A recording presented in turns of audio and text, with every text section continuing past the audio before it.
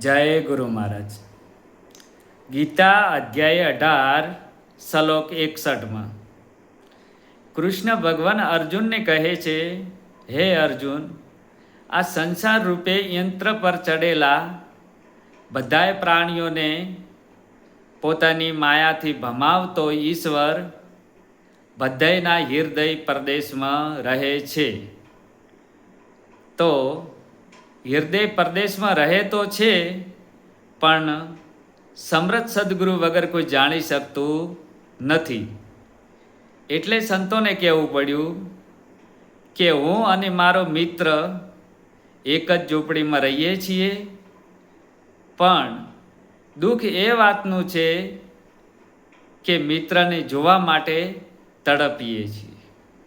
બસ હરિઓમ તત્સત. સદગુરુ ભગવાન કી જય.